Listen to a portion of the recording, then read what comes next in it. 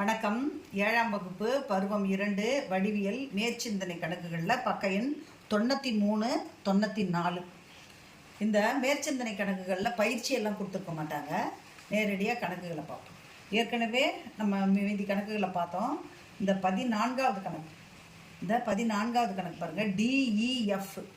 இந்த triangle DEF, இதில் வந்து F = 48 டிகிரி, E = 60 டிகிரி. இந்த D என்பது கோண சமவெட்டி. இந்த கோணத்தை சரிபாகமாக பிரிக்கும்.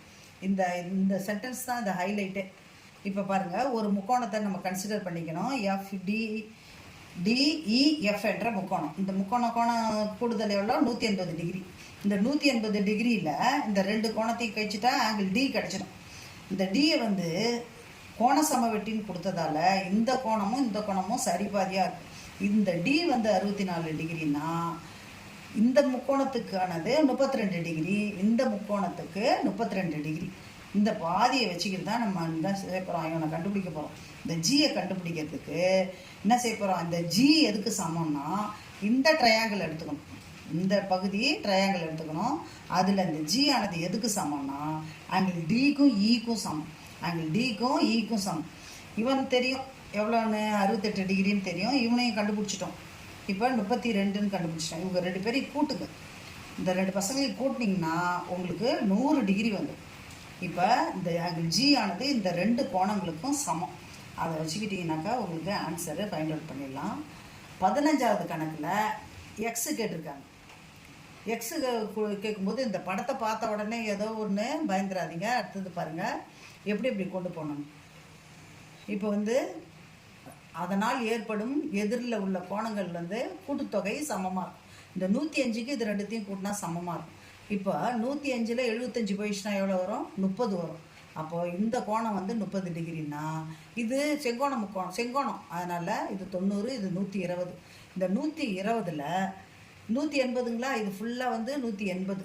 அப்போ இது வந்து 120ன்னா இந்த பக்கம் உள்ளது 60 டிகிரி, இவன் 60. இப்போ இங்கே பாருங்கள், முதல்ல இந்த 105 வச்சு இது சால்வ் பண்ண மாதிரி இந்த 145 வச்சு சால்வ் பண்ணணும்.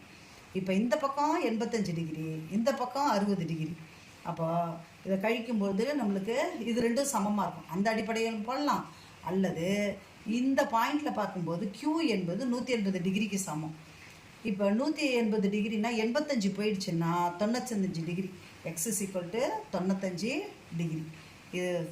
இதுக்கு X = 95 டிகிரி. இந்த கோணம் 16வது கணக்கு பாருங்கள். கொடுக்கப்பட்ட படத்திலிருந்து ஒய்யை காண்க. இங்கே வந்து கதிருக்கு வந்து எப்போதுமே X, Y, Zன்னு கொடுத்துருப்பாங்க. Capital X, capital Y, capital Z வந்து கதிருக்கு கொடுத்துருப்பாங்க. கோணங்களின் மதிப்புக்கு ஸ்மால் x, y, z பயன்படுத்துவாங்க. அப்போ இந்த ஒய்யை காண்கன்னு கொடுத்துருக்காங்க. ஒய் எங்கே இருக்குது? Angle D. இப்போ வந்து ஒரு ரெண்டு கோடுகள் ஒன்றை வெட்டும்பொழுது எதிரெதிர் கோணங்கள் சமம். அப்போ இவர் 48னா இவரும் 48ஆக தான் இருப்பார். அப்போ இந்த கோணத்தில் இது 57 டிகிரி, இது 48 டிகிரி. இவங்க ரெண்டு பேரையும் கூட்டி 180ல் கழிச்சிட்டா என்ன வரும்? இந்த கோணம் வந்துடும். இந்த கோணம் 75 டிகிரி, இந்த கோணம் 65 டிகிரி. இவரை கண்டுபிடிச்சிடலாமா? 75 65 கூட்டினாக்கா என்ன வருது? 140 வருது. 140 வந்தோடனே இது என்னது? இந்த கோணம் கிடச்சிது. இந்த கோணம் கிடைச்ச உடனே என்ன செய்யணும்? இந்த கோணத்துக்கு, இந்த ஒய் என்ற வெளி கோணத்துக்கு இந்த ரெண்டு உட்கோணங்களையும் கூடுதலுக்கு இது சமம். அப்போ 97ஐயும் 40ஐயும் கூட்டினா ஒய் என்ற கோணம் கிடச்சிடும். அதனால் மிக எளிமையாக சால்வ் பண்ணலாம். முதல்ல தெரிஞ்சதுலேருந்து தெரியாததுக்கு வரணும் நம்ம. இது ஒரே இதுதான். இதை நீங்கள் ஞாபகம் வச்சுக்கணும். ஒரு நேர்கோட்டினுடைய ஏதாவது ஒரு புள்ளியில் ஏற்படும் கோணம் 180 டிகிரி. ஒரு முக்கோணத்தின் கோணங்களின் கூடுதல் 180 டிகிரி. 3வது ரூலு, ஒரு வெளிக்கோணம் ஏற்படும் போது அதனுடைய உட்கோணங்கள் சமம்.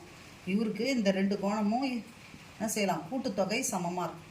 இந்த 3 பாயிண்ட்டையும் வச்சுக்கிட்டிங்கன்னா இந்த வடிவியலை சீக்கிரமாக நல்லபடியாக சால்வ் பண்ணிடலாம். Thank you children.